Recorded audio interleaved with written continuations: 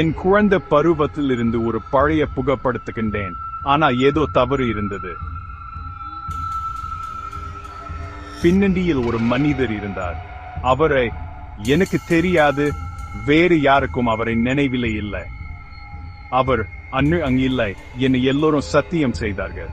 ஆனா அவர் ஒவ்வொரு புகைப்படத்திலும் இருக்கிறார், பார்த்து கொண்டிருக்கிறார்.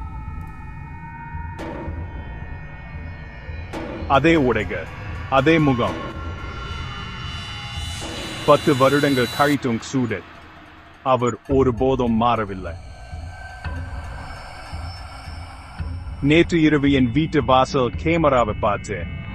யாரை தெருவின் மறுபுறம் நின்று கொண்டிருப்பதை பார்த்தேன் என்ன நினைக்கிறீங்க?